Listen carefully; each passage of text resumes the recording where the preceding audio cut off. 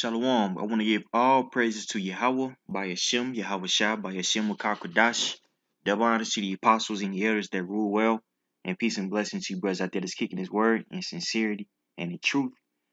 A lot of times, in his truth, it's going to be people that you love that fall out the truth, and people that you really could care less about, to be quite frank, that fall out the truth, man.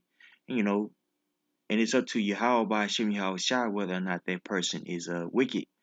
I've experienced in His truth, a lot of times, I experience brother fall out, and he gets back in the truth, you know. And I've also seen a lot of people fall out, and you don't hear from them again. A lot of times, you know, it's very important to just wait on judgment or wait on Yahweh by Shem Shai to reveal whether or not a man is wicked versus naturally assuming that he is, because I'm speaking for myself. I've thought that a brother was wicked and he ended up coming back into the camp and coming back and being stronger than ever. You see? So, a lot of times when a man falls out, you know, depending on the circumstance and depending on how he fell out and depending on what he did is all according to his spirit. You don't want to gloat over that man falling out. You know, or, you know, when you're in this flesh, you try to quantify why somebody fell out because of this certain attribute that he had, or because of this demon that the brother was facing. But we're just being mortals, man. And the Most High, Yahweh Shem Shai, he could do anything that he wants to. He could bring a brother back in the fold. The brother could seem like he just bugged out and straight going off, man. And the Most High can put the spirit on him to, get back into the camp, and not only get back into the camp, but just be a beautiful asset to the camp. So I just want to come with a quick sit down, just going into how everything isn't linear. When you see a man fall out, you know, don't be so quick to condemn him. You know what I'm saying? Or to say that man is wicked. Now of course, I want to emphasize this. Everything is by the spirit. When a brother is wicked. You know what I'm saying? When you know a man is a reprobate. And by his fruits you should know him. But if a man's still doing the work, still calling the name of Yahweh by Hashem Yahweh Shai, leave that up to the Heavenly Father, man, whether or not that man is wicked. So this is Proverbs 24:17. Rejoice not when thine enemy falleth, and let not thine heart be glad when he stumbleth, lest Yahweh see it and it displease him, and he turn away his wrath from him. That's right. So it might be a situation to where you feel that a brother is wicked, and he might be going off. He might have demons on him, and he get cast out from the congregation. That doesn't necessarily mean that the Most High, isn't dealing with him. He might just have that brother on that island to refine that brother. You see? And again, I want to emphasize this, I'm not advocating for anybody or anything like that. I'm just speaking from self-experience, because this speaking on myself, I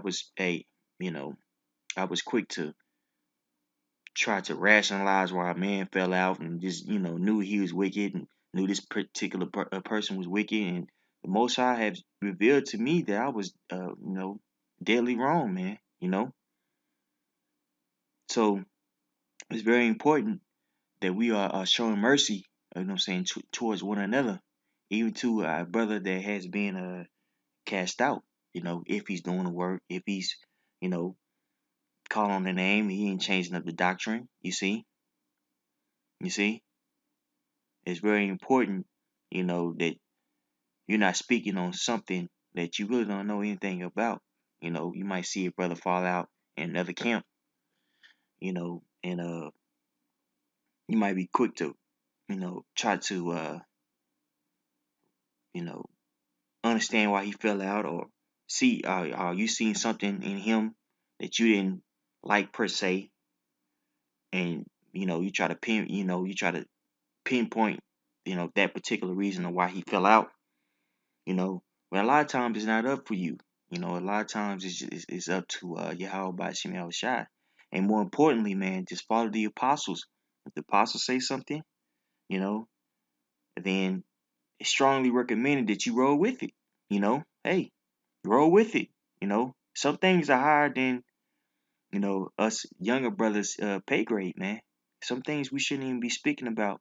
Some things, you know, we should just be quiet about and have mercy on the brother, man, and let the higher ups, the apostles, you know, issue our judgment and roll with that judgment. You see, this is James 2:13.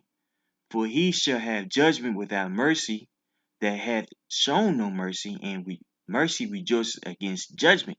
That's right. So if you having mercy, you know, when judgment time comes to you, you're going to receive that mercy. But conversely, if you are a guy that's quick to condemn somebody, when it's time for you to be judged, you're not going to receive mercy, man. And quite frankly, that's just something that I'm working on, man. I want to be more merciful. You know what I'm saying? You know, instead of being, so strict and, a tight ass, you know what I'm saying? I want to be able to be more merciful to brothers, man, because hey, man, I don't want to offend one of the most high elects, you know, and you could do that by being merciless, man, you know, by being quick to condemn somebody, you know, a brother in the camp, you might not feel his you might not be feeling his vibration. You might not be feeling how he conduct himself. After you talk to him, after voice, your feelings towards him, like it says in Matthew 18 chapter, after you brought it towards, to the congregation and to your elders of the camp, if that man is still in the camp, then it's very important for you to just fall back and have mercy. You see, it's very important, man. We have to see why us, ourselves in this truth, man. And how do you do that? By following what the scriptures say. If a brother's still in the camp, even though you're not feeling him, you know, man, have mercy, man. Especially if the higher ups, have issue out judgment and they don't feel the same way that you feel. It might be something that you're dealing with personally, man.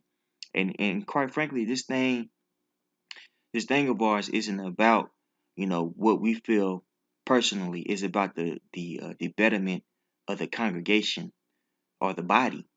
You see, so we have to be professional in this walk of ours, and not uh, emotional. You know, like the brother Yadakai. The brother Yadakai, he brings that example out. Well, he brings that point out. Excuse me, often. You know, it's something that I've learned from him. Just you gotta be less emotional in this thing, man. It's good to have passion and everything like that, but you have to harness that passion. You know what I'm saying? You have to refine yourself for the truth, and not being a loose cannon and not being quick to speak on somebody, man. You know, and it's very important, man, that we understand that mercy is a huge component to this truth, man, because we want Yahweh by Shemi Shah to have mercy on us, all the filthy things that we have done. So the Most High is not gonna give us mercy if we don't have any mercy towards our brother, man.